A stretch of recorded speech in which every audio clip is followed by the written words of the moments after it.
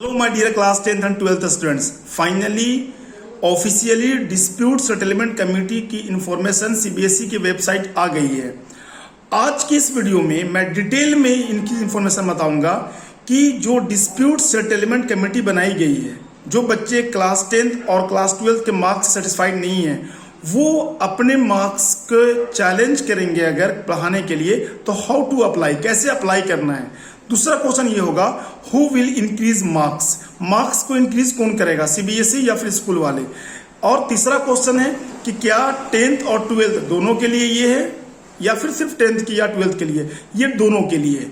और याद रखिएगा ये जो ऑफिशियल सर्कुलर आया है वो 4 पेजों का है। ये 4 पेज में से जो काम की चीजें हैं, जो इंपॉर्टेंट नोटिस है, वो मैं आपको इस वीडियो के माध्यम से क्लियर करना चाहूंगा। पहला क्वेश्चन बच्चों का मेल कमेंट यूट्यूब पे, इंस्टाग्राम पे ये आ रहा है कि सर क्या हम चैलेंज के लिए अप्लाई कर सकते हैं या फिर री एग्जाम। तो देखिए, आप चैलेंज के लिए भी अप्लाई कर सकते हो और री एग्जाम का फॉर्म में फिलअप कर सकते हो, आप दोनों काम कर सकते हो।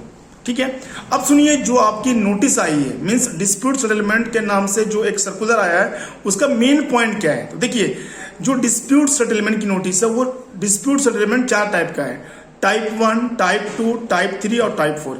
याद रखिएगा जो टाइप 1 है वो स्टूडेंट के लिए है। टाइप 1 में क्या डिस्प्यूट सेटलमेंट की नोटिस बता रही है। देखिए, जो क्लास 10th, 11th और 12th के मार्क्स आए हैं स्टूडेंट्स की, वो उसमें चेक होगा कि क्या स्कूल वाले ने सही तरीके से मार्क्स दिया है या नहीं दिया है। अगर मार्क्स स्कूल वाले ने 10th, 11th और 12th तीनों का सही दिया होगा, मीन्स जो ऑब्जेक्टिव क्राइटेरिया बनाया गया था 30 और 40 का, वो अगर दिया होगा तो उस पर ऑप्शन आएगा करेक्ट का। ठीक है, और जो टाइप 2 है उसका मतलब ये है कि ऑब्जेक्टिव क्राइटेरिया जो बनाया गया था सीबीएसई के द्वारा उस तरीके से स्कूल वालों ने फॉलो नहीं किया, मिस उसमें इनजस्टिस हुई है, तो वैसे केस में आएगा इनकरेक्ट, मीन्स वो इनकरेक्ट है, कुछ ना कुछ सुधार की जरूरत है। और जो टाइप 3 और टाइप 4 है वो स्टूडेंट के लिए नहीं है, वो जो कमेटी बनाई गई है उनके लिए है और स्कूल के लिए है। मीन्स कमेटी रिव्यू करेगी कि फेयर तरीके से डिसीजन लिया गया है, फेयर तरीके से बच्चों का मार्क्स को चढ़ाया गया है या नहीं चढ़ाया गया है। ये 4 टाइप की है। तो जो काम की चीज है स्टूडेंट के लिए वो टाइप 1 और टाइप 2 है। ठीक है, अब दूसरा सवाल ये है कि ये जो एप्लीकेशन है चैलेंज करने वाला, क्या वो स्टूडेंट 10th या 12th दोनों फिलअप करेंगे, ये दोनों के लिए है। अब किस मोड में होगा ये जो फॉर्म फिलअप होगा, वो online as well as offline दोनों मोड में फिलअप किया जाएगा। अब ये इसका प्रोसेस क्या होगा, आप एप्लीकेशन लिख के स्कूल वालों को दोगे, स्कूल वाले सीबीएसई को पहुंचाएंगे और सीबीएसई के थ्रू ये डिस्प्यूट सेटलमेंट के नाम से जो कमेटी बनी है रीजनल वाइज, वो रीजन में पहुंच जाएगी। ये इसका तरीका होगा। अब जो सबसे इंपॉर्टेंट क्वेश्चन वो ये है हाउ टू अप्लाई, कैसे अप्लाई करना है, कैसे एप्लीकेशन को फॉर्म करना है, फिलअप करना है। तो बच्चों का क्वेश्चन आ रहा था सर हम फिलअप कैसे करेंगे, क्या इसका फॉर्मेट डिफरेंट है। तो बहुत ध्यान से वीडियो को सुनिए, आप लोग जो एप्लीकेशन लिखते हैं उससे थोड़ा ये फॉर्मेट डिफरेंस है। क्या डिफरेंट है, आप चाहो तो अपनी कॉपी पर नोट कर सकते हो। देखिए, सबसे पहले you have to write down the class, आपको क्लास लिखना है कि आप क्लास 10th के स्टूडेंट हो या 12th के स्टूडेंट हो, पहला। दूसरा, जो सब्जेक्ट लिखते हैं हम लोग लेटर के अंदर में, सब्जेक्ट में क्या लिखना है, सब्जेक्ट में ये लिखना है कि जो ऑब्जेक्टिव क्राइटेरिया सीबीएसई की तरफ से बनाया गया था वो हमारे मार्क्स में एप्लीकेबल नहीं हुआ है।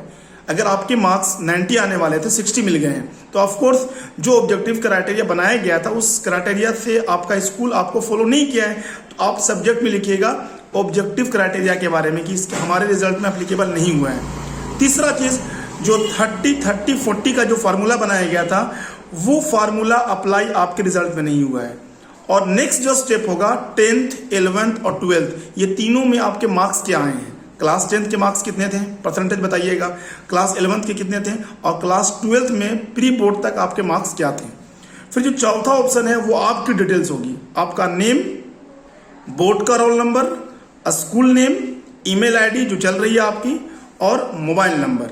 ये सारी इंफॉर्मेशन से आप एक लेटर प्रिपेयर करोगे और किसको दोगे, स्कूल के अंदर में दोगे। ठीक है, अब देखिए ये जो सबमिशन का डेट है टाइप वन मतलब जो बच्चे ये सोच रहे हैं कि स्कूल वाले ने ठीक किया है, सीबीएसई में कुछ गलती हुई है, तो उसका जो फॉर्म फिलअप होगा वो उसका डेट है सबमिशन करने का 9 तारीख, मीन्स कल से इसकी डेट स्टार्ट हो रही है।